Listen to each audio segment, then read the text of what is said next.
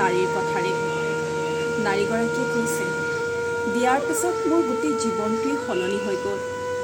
এতিয়া যদি মই শুই উঠোঁতে অকণমান দেৰি হয়, তেতিয়াহ'লে মই শুনিব লাগে যে মায়ে একো শিকোৱা নাই নেকি। ভাত ৰন্ধাৰ পিছত যদি অকণমান হ'লেও ভাত বেছি হয়, তেতিয়া মই শুনিব লাগে, চাউল কি তোৰ দেউতাৰৰ ঘৰৰ পৰা আনিছ নেকি। দিনটোৰ অন্তত কাম বন কৰি অকণমান যদি জিৰণি লওঁ, নাইবা কেতিয়াবা যদি মোৰ অকণমান গা বেয়া হয়, তেতিয়া মই শুনিবলগীয়া হয় কি যে বেমাৰী বোৱাৰী এজনী লৈ আহিলোঁ। আৰু কেতিয়াবা যদি মায়ে মোক ফোন কৰে মোৰ খবৰ ল'বলৈ, তেতিয়া মই শুনা পাওঁ, এই বুঢ়ীজনীনো সদায় কিয় ফোন কৰি থাকে।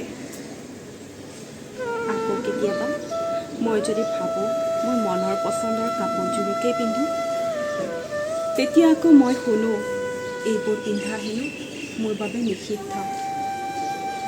কেতিয়াবা ভাবোঁ অকণমান সময় উলিয়াই সমনীয়াৰ সৈতে অকণমান ওলাই যাওঁ, তেতিয়া মই শুনিব লগা হয়, মা দেউতাই একো সংস্কাৰ শিকোৱা নাই নেকি।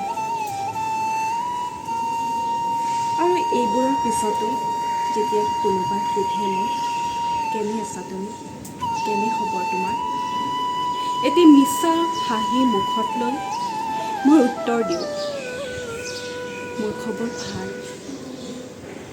আচলতে এগৰাকী নাৰীয়ে বহু সপোন লৈ এগৰাকী পুৰুষৰ সৈতে বিবাহত আবদ্ধ হয়। সেই নাৰীগৰাকীয়ে এখন অচিনাকি ঘৰলৈ সকলোবোৰ ত্যাগ কৰি গুচি আহিবলগীয়া হয়। আৰু তাৰপিছতো নাৰীগৰাকীয়ে লাভ কৰে জানো তাইৰ প্ৰাপ্য মৰম, ভালপোৱা, সন্মান, অধিকাৰ আদিবোৰ।